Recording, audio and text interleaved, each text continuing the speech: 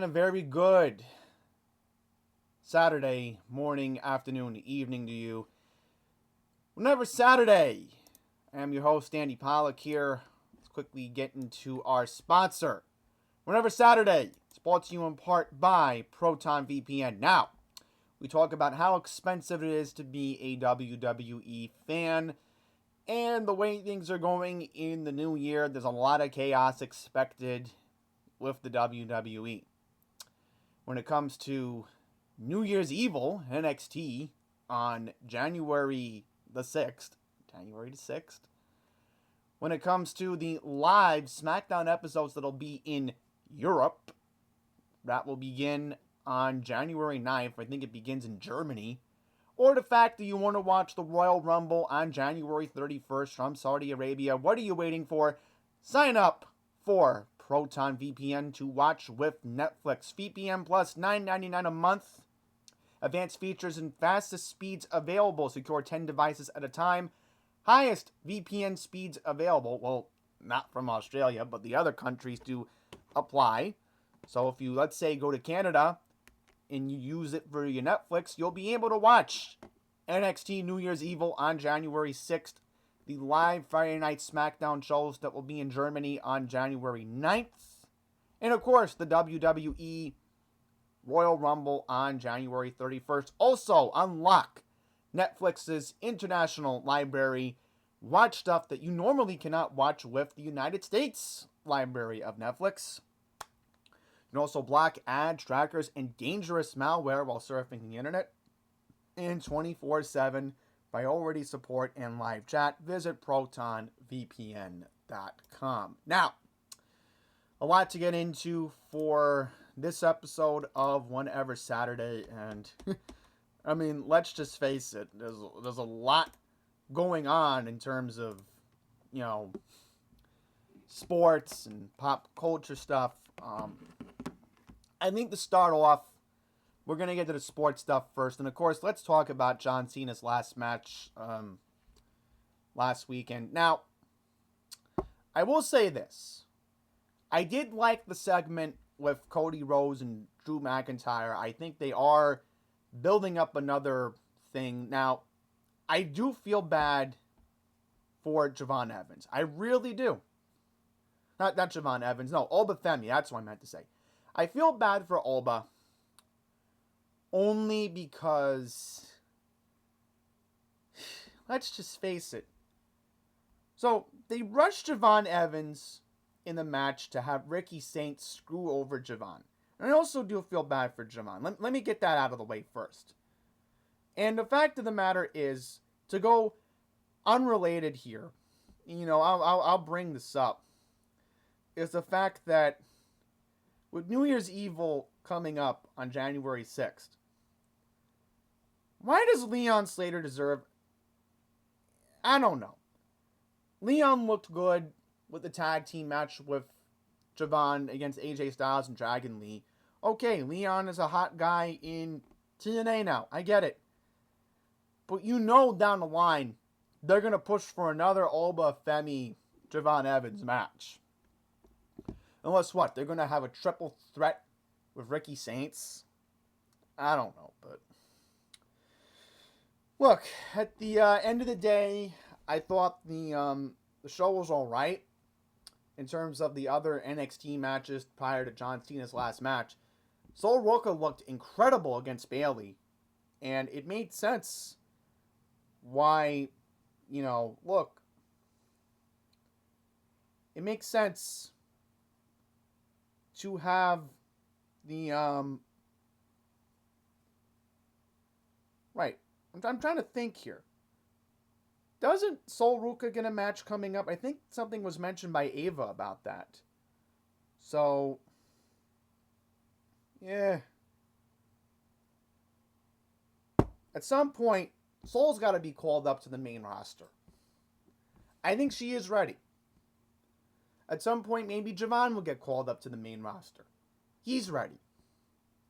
Leon Slater, maybe he'll leave TNA and go to the main roster. Who knows?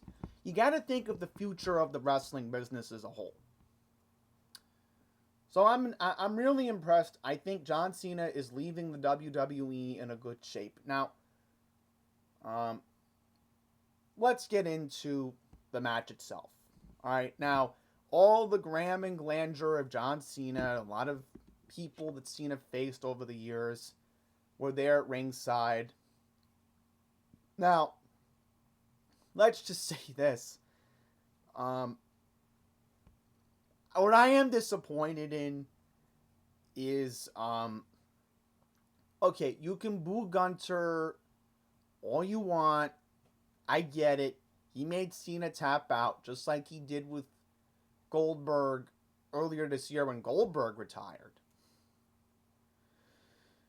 What I am disappointed in is the fact that the fans are booing Triple H. That's what got me honestly disgusted. I don't want to blame Paul Levesque for anything wrong with the match. The match quality was good. Cena gave you all he could. He hit the AA. He tried making Gunter tap out with the STF. But, and Gunter said it, when he cut that promo back on December 8th, he said, I'm going to make John Cena tap out and this and that. You know, look, Gunter did keep his promise. I'll give the guy credit. Do I want to boo Gunter? I mean, he was showboating on Monday Night Raw this past Monday on Netflix. And Adam Pearce told him, hey, get out of here. I don't want you anywhere in the arena because you showboated. But then, I don't know. I hope AJ Styles is not the next to be retired. Now there's a rumor going around that they want Brock Lesnar to face Gunter at WrestleMania in Vegas. I'm like, okay. Let's just have Gunter retire all these old guys. Maybe Randy Orton's next. I don't know. Maybe Rey Mysterio can be retired. I don't know. Everybody's going to get retired. And all the young guys are going to get called up from NXT the way things are going.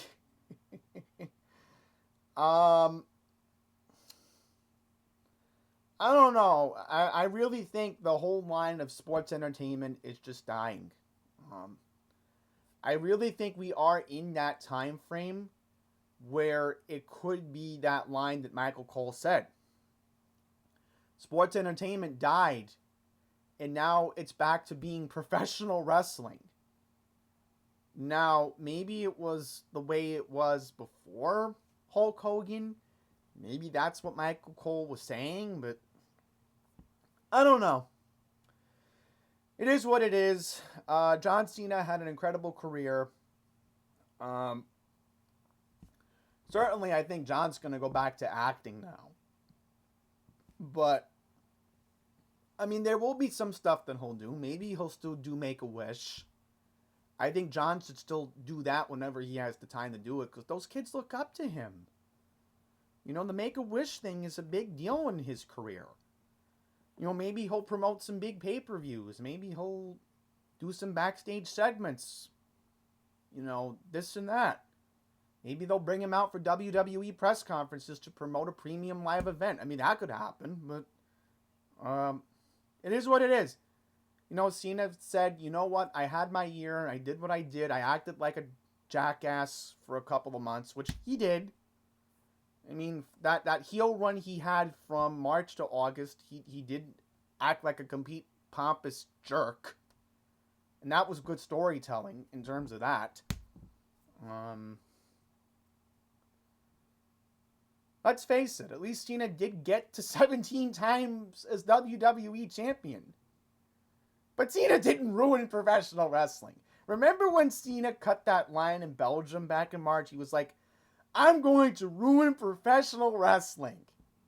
He didn't ruin professional wrestling. Again, it's in good shape. Again, you got all the young kids coming up from NXT in the next couple of years.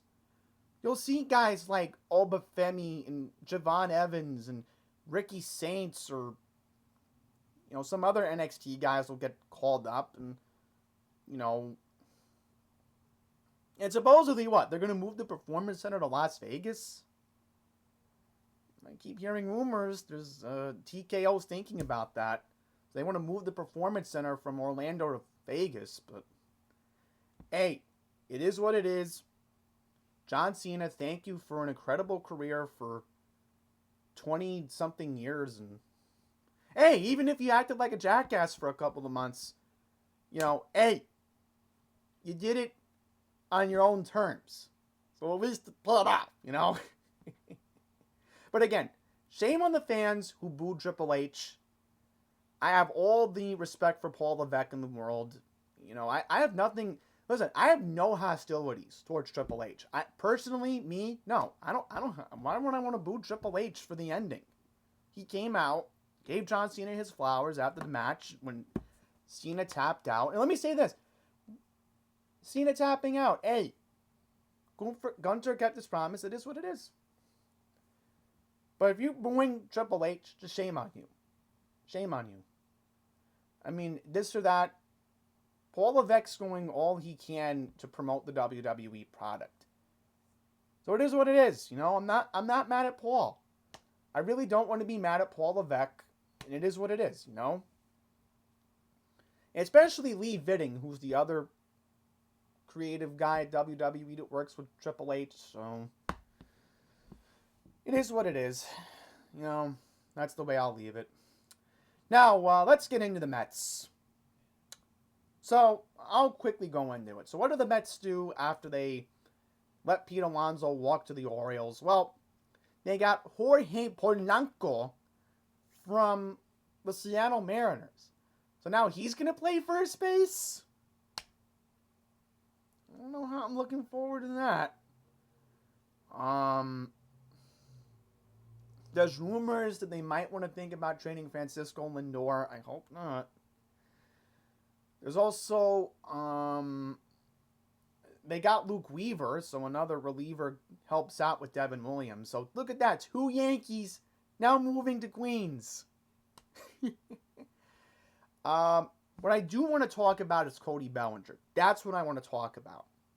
Now, let me say this. For him to be asking for $400 million is ridiculous. But guess who might end up getting him? The Dodgers. So I'm calling it right now. And you're going to hear this from me. And you'll look back on this episode and you'll say I was right. If the Dodgers bring back Cody Bellinger, because again, that used to be one of Cody's former teams, besides the Cubs too.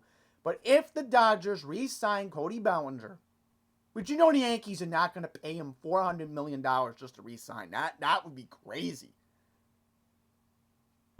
I mean, George Steinbrenner would have done it like that. Think about it. Look how quickly they re-signed Alex Rodriguez. So I'm telling you right now, if George Steinbrenner was still alive, the Yankees would have re-signed Cody Bellinger by now. Howe is a cheapskate. His own son is a freaking cheapskate. You know that? Even though I'm not, again, I'm looking at it from the Yankees fan point of view only because, again, the Yankees, they're supposed to have this legacy, 27 World Championships, 41 World Series appearances. Now I could say 41 because they won the pennant in 2024, but I mean, come on. Cody Bellinger's being all greedy, but again, the Dodgers are going to pay him. And then what will happen is the Dodgers will likely end up winning the World Series again. They'll get their dynasty, which the way things are going, it looks like it. Cody Bellinger will get another ring. I believe he was on the Mickey Mouse team. I'll find out. I'll look it up randomly. But yeah, let's face it. We're heading towards another lockout. I hate to say it. I really hate to say it. It would not surprise me if Bellinger goes back to the Dodgers. Which they do need another outfielder. I mean, he's not going to play first base because think about it. They got Freddie Freeman at first. So if I am the Mets, am I going to pay him that much? Right, I looked it up. So Bellinger was on the Mickey Mouse Dodgers. They call them the Mickey Mouse Dodgers. Remember that was that 2020 season where you had 60 games and they had the bubbles and all that. So, right, the Dodgers ended up in that 60-game season. Whatever. It is what it is. So, nothing you can really do about it. Nothing you can really say about the Dodgers this or the Dodgers that. So, yeah, that's the situation. Kyle Tucker's asking for a lot of money, too. These guys are getting greedy because of Alonso. Let's face it. They're getting so freaking greedy. The fact that, Kyle Tucker is being greedy about asking for money, too. Why? Let me ask you this. Why? I mean, if Kyle Tucker is not helping the Cubs last year, right? Think about this. It's crazy to think that, Tucker had 22 home runs with the Cubs last year. Now, he did miss a little bit of a couple weeks in September, but the Cubs don't make the playoffs. Think about that. So I don't know. We'll see what happens, but as far as the everything else is concerned, I mean, I'm just trying to think of the pitching, right? Like, who are the remaining free agent pitchers available? Because I'm thinking, if you want to look at, I'm just trying to confirm, right, Sport Track. That's the website I like to use to confirm, who are the pitchers. Because obviously, I don't want Verlander. He's old. He's washed up. Sorry to say it, but think about this. I mean, it's crazy to think, man. I mean, what is going on here? It's just crazy. Michael King re-signed with the Padres, so the Mets lost out on him. Dylan Cease left the Padres to go to the Blue Jays, right? So I'm trying to think, what's going on here? I mean, what other pitchers are available at the moment?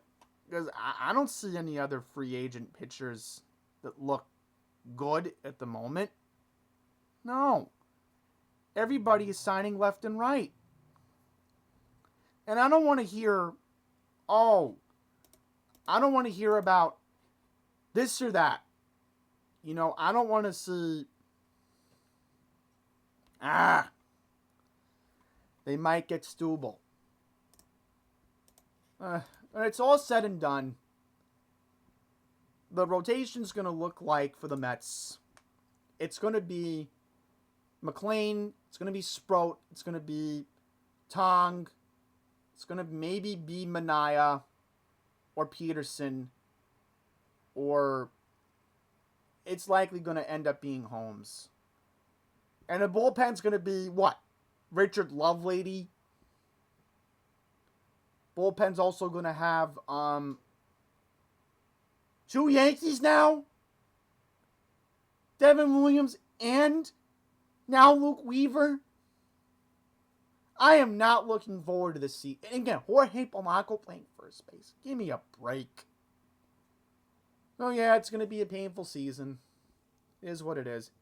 Oh, and by the way, attention New York Giants, please lose your last 3 remaining games.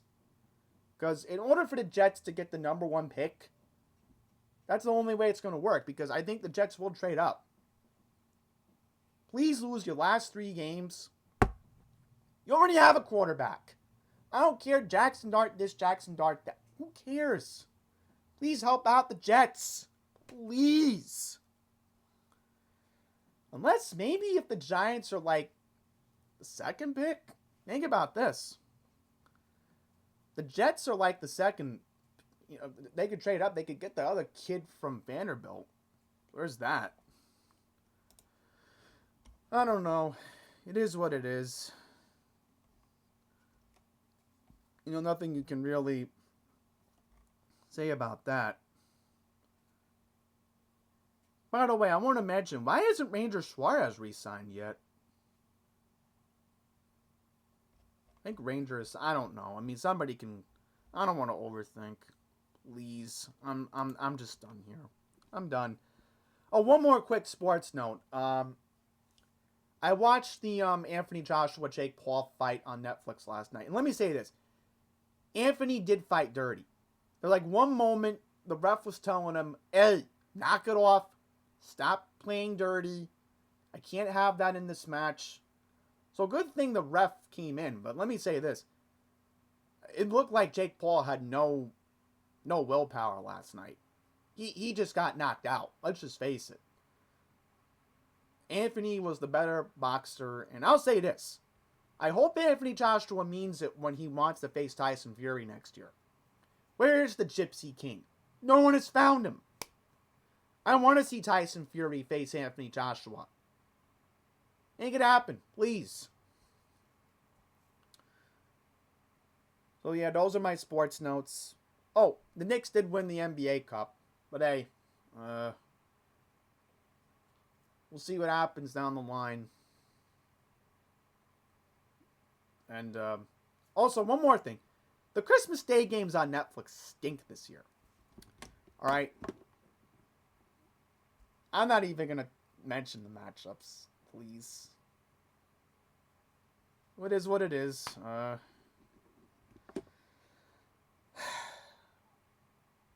In another episode, we will recap the college football playoffs. I think we'll likely do that on January 3rd? Yeah, we'll do it on that Saturday, the first, whenever Saturday of the new year. So, yeah, we'll touch up on that when we cross that line. Okay, so now let's get into the pop culture stuff. Yeah, I think we'll get to the radio stuff first. Then we'll talk about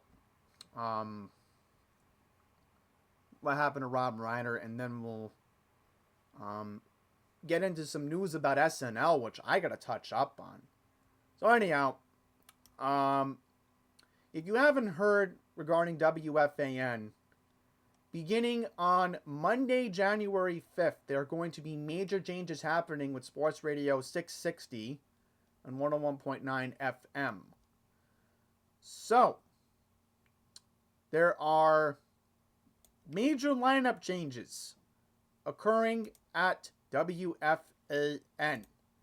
Beginning on Monday, January 5th, there's going to be two minor changes that will be occurring. The first minor change that will be occurring will be Evan Roberts and Tiki Barber will be moving from the main afternoon drive show to the midday show from 10 a.m. to 2 p.m. Sean Morash will be joining them, so it'll be three people now with the Evan Roberts and Tiki Barber show. Now, for you morning enthusiasts, don't worry. Al Dukes and Jerry Recco are still going to do their 1 hour show from 5 a.m. to 6.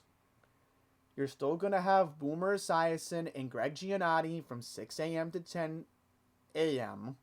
By the way, this is a typo I'm reading on the Odyssey website. You're going to have Craig Carton.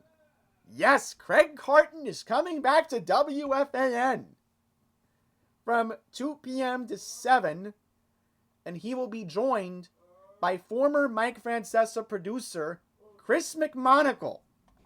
Yes, you heard me correctly. The co-producer of the Mike Francesa show, which used to be with Brian Monzo, will be joining Craig Carton beginning on Monday, January 5th. And then the night show will be After Hours with Tommy Lugauer, which, by the way, I will officially be announcing that whenever I can, hopefully, when my schedule allows it, I will be a regular caller to the Tommy Lugauer show. I have a lot of respect for Tommy. Tommy's done a good job with Craig. My bad. Yeah, he did used to work with Craig and Evan. Then Tiki came along the way. So, yeah, I am very excited to be a part of hopefully giving some sports takes on occasion with Tommy. I'm looking forward to it. Tommy doesn't know it yet, but he'll hear from me. So you'll hear me back on the Fan next year, folks. It'll be exciting. So nobody's mentioning that Andy from Fresh Meadows is going to be back on the Fan. Because let's just face it, I was not a fan of Evan McPherson. That was his name? I don't know. I just couldn't stand him after he put down John Heyman like that. So anyhow, that's what's going on at WFAN. Also, regarding another WFAN, another Odyssey station, if you've not heard the news, Ed Lover, the former MTV host, is leaving 94.7 The Block WXBK FM. They have officially left. Also, yes, another host has left. Tarisha Jones, aka Miss Jones, has left 94.7 The Block as well. So, there's going to be some serious changes going on. This is interesting because now, supposedly, Ebro is leaving WQHT Hot 97. Now, I could see a big change at 94.7 where you're going to have Ebro and maybe Cypher Sounds possibly reunite. Because supposedly Cypher Sounds is still doing the midday show at 94.7. Now, the only reason why I know this, because again, it's WFAN. I closely follow Evan and Tiki. They work in the same Odyssey Studios in Hudson Square, so obviously everything coincides with 1010 Wins, New 102.7, CBS FM, so they all work in the same Hudson Square building in Lower Manhattan, so yeah, that's the way it is. Major changes going on at 94.7 The Block and WFAN. Alright, so last two things we're going to get into. I know I don't want to have to talk about it, but we do have to address it. Rob Reiner. I'm still trying to process myself. Even after a week it's happened. I've been silent on it, but I figured whenever Saturday is the appropriate place to do it. I am still completely, honestly shocked about the stabbing, and not only that, but what also kind of upsets me about it is the fact that Michelle was also stabbed by their own son, Nick. Now, everybody can talk about, oh, Nick had substance problems this and substance problems that, but listen, it's unfortunate. You know, there was rumors that Conan O'Brien, last Saturday, he had a Christmas party at his house in Los Angeles.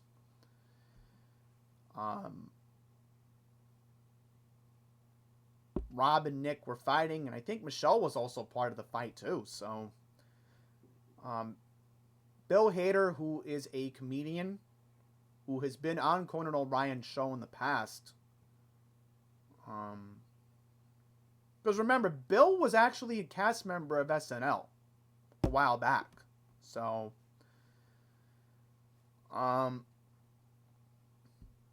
Nick was interrupting a private conversation, and then the writers were causing a scene at the party, and then it led to this or that.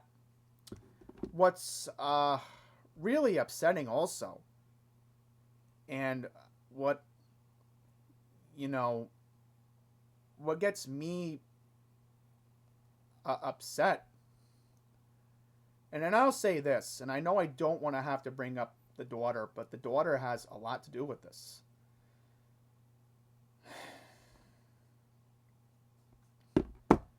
I don't even want to imagine, because they claim the reports were coming in that Rami saw the stabbing herself, which is just, I don't want to imagine what she's thinking right now. I mean, she's obviously traumatized. And obviously, when the trial begins in the new year, obviously she's going to be a key eyewitness to the 12 jurors. So, if I'm Rami right now, I'm taking all the time to process and grieve. And she did release a statement a couple of days ago. So, right now, you can just respect the privacy of the Reiner family at this point. I just really wonder the demons that Nick was facing, and now they got him on a jacket. I don't want to say the word because YouTube could flag the video. So, hopefully I'm not getting flagged. But, yeah, they're closely monitoring Nick for a word I'm not going to say out loud. But I do know where they're keeping him. And this is the interesting thing. This is the LAPD West House near Santa Monica Boulevard. Now, here's the weird correlation with this. The Reiners lived in Brentwood. The whole Reiner family.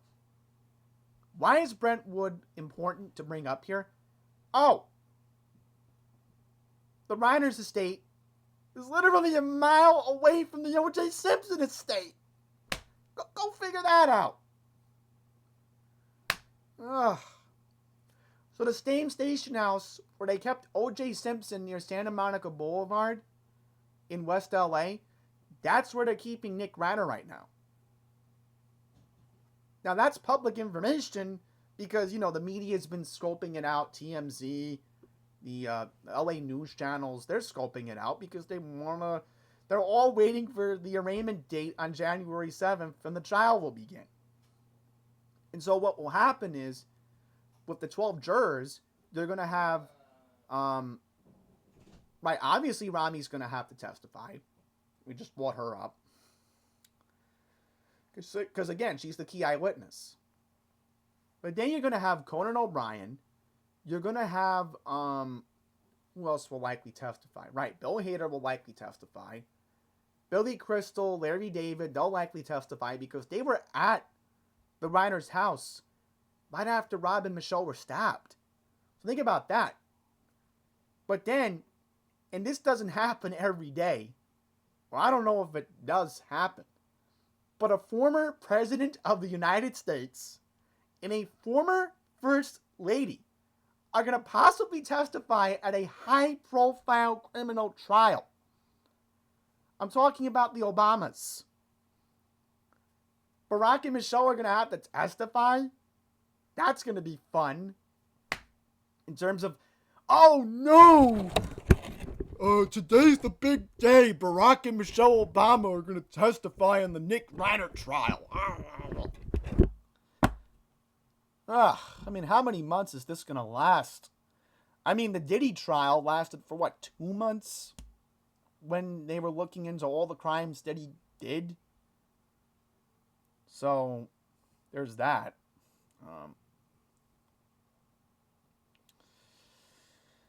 We'll see. Now, the reason why they're going to ask the Obamas to testify because Barack and Michelle were supposed to have dinner with Rob and Michelle that night because Michelle did the Jimmy Kimmel show the night after the stabbing. So the Obamas were in Los Angeles. Weird coincidence, right? So, just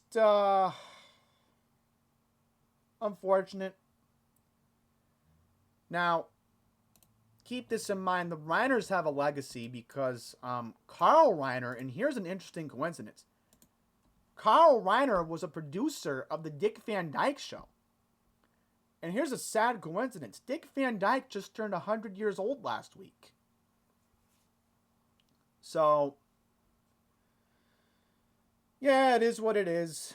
Nothing you can really do about it in terms of what could have been done, what should have been done.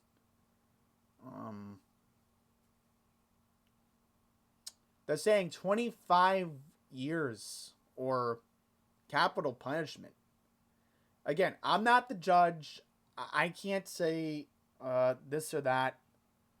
But when it's all said and done, this is going to be a lengthy trial.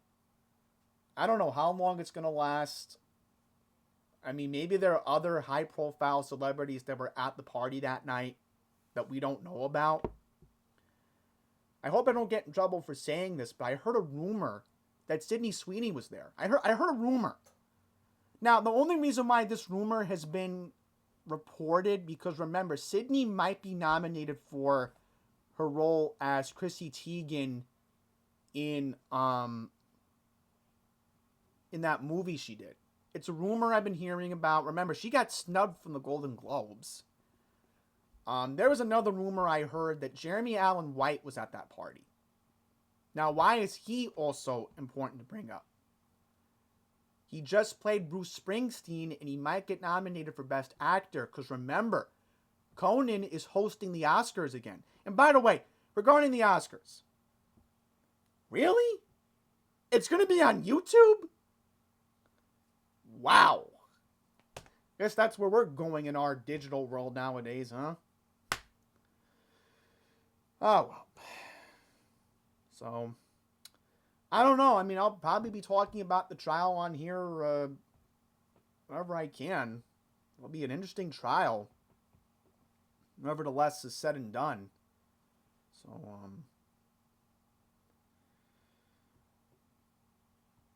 Rob Reiner, you will be missed. I am just still, again, trying to process it. And by the way, because I know I'm not going to be able to go for a while to this place, but if you are in New York for the holidays, because again, I told Braven this last night. One of my close YouTube acquaintances now. I told Braven this last night. Good luck trying to get a hotel here in the city, because I am going to be taping the Andy's Randomness holiday video coming up before Christmas Eve. I'm already figuring. I already have a date, so you'll see the video on Christmas morning. Hopefully, I'm working on it. Don't worry. I'm going to Manhattan. Just not going to say when. A couple people in my inner circle know. Matt Camper knows. Andrew Tiger D knows. Charlton from Passengers United knows. Did I tell Chicopee I was going to Manhattan on a specific date? I don't know, but I'll tell him later if I haven't told him, if he's watching this. Oh, Southern PAWX knows. Johnny Thunder knows when I'm going to Manhattan. So I've only told like a couple close people who I can trust online when I'm actually going to Manhattan to film the video. But I'll say this. If you are in Manhattan during the holidays, please, if you can, go to the Cat's Deli. Because I know I'm not going to have time to because of my personal schedule. But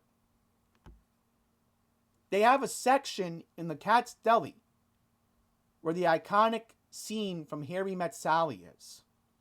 So it's right there. Go check it out because it's a piece of Rob's legacy. And by the way, Rob saved Seinfeld. Castle Rock Entertainment. He founded that. Think about that. Rob Reiner saved Seinfeld. They were thinking of canceling Seinfeld like after the first season and then whatever. So Rob Reiner, thank you for saving Seinfeld at least, because... So anyhow. Our last topic for this episode is going to be about SNL. And oh my God. I mean, I seriously want Lorne Michaels gone from SNL. This Josh O'Connell guy last week. And by the way, last week's cold open, when they were making fun of Trump again and then talking about, Oh, Caroline Leavitt's lips. Really? We're doing that for dark satire? Who cares? The opening monologue last week was 5 minutes. My God. So Lorne Michaels is destroying the show. He is. He's stuck in a freaking time warp. Let me say this. When Sabrina Carpenter did her show, oh my God, the segments were terrible. Fart jokes, grinding. I mean, the only good thing was the music. Now that they got right. That they supposedly got right. When Sabrina was doing Man-Child on the bed and using the hairbrush as a microphone, that was good. I like that, okay? That was phenomenal. Let me get that out of the way. But the fact of the matter is, the segments were terrible. Let me say this. This Josh O'Connell guy, snooze fest. Oh my God. And then, get this. Tonight's going to be Bowen Yang's last episode. So secretly, I think Bowen's had enough of this. He's like, I have my acting credits now. I'm going to pursue acting full-time. And listen, some of these SNL guys, that's what they do. They leave the show and they pursue other acting jobs. Good for Bowen. I'm very happy for him. He deserves it. Well, let me say this. SNL is in a doomed slate. Now, Ariana Grande is hosting the December finale tonight. Then they're going to come back in January. We don't even know who's hosting it. Unless I can find out. They may have something here. I'm going to Google it. So, as of now, we do not know who will be hosting at the moment. Supposedly, it's coming back on January 17th. Probably because of the NFL playoffs. That's what I'm thinking. It might coincide with that. I don't know, but Ariana Grande is hosting tonight. Cher's going to be doing some Christmas songs from what I've heard. So that's going to be the show tonight. So this show has got to be good. But I'm telling you right now, if it goes into chaos, I think NBC might just cancel the whole show. Even Kenan Thompson has said he wouldn't care if SNL got canceled. Think about it. Kenan's like the longest tenured SNL cast member. He's been on there for what, 20-something years? Wouldn't surprise Kenan if, bye-bye, you're done, get lost. So we'll see how it goes.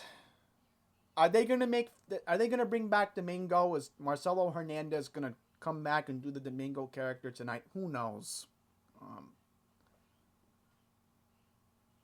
I'm sure they will have James Austin Johnson do Trump again, which wouldn't surprise me. They'll find a way to poke fun at Trump again, which again, that's SNL always pokes fun at the presidents. That's their tradition. They always do that. So yeah,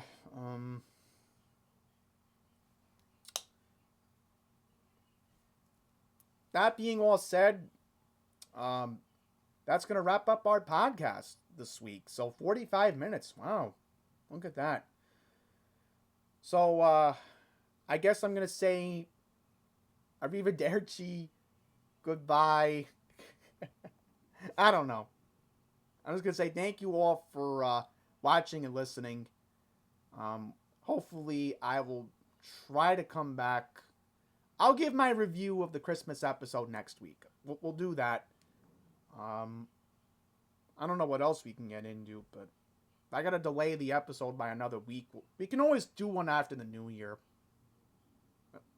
Whenever. So, enjoy the last couple of nights of Hanukkah if you are observing. Have a Merry Christmas. We don't talk in the new year. I will hopefully see you all in 2026. Hopefully, again, we will have an Andy's Randomness holiday special for you all, showing New York City off on Christmas morning. Hopefully, there'll be other Andy Plays episodes, and I will be taping within the next couple of days. So, maybe that's why I will delay whenever Saturday. I might tape an Andy Plays on the 27th, and then just do this again in the new year, whatever. So take care, everyone. See you all in the next episode, and God bless America.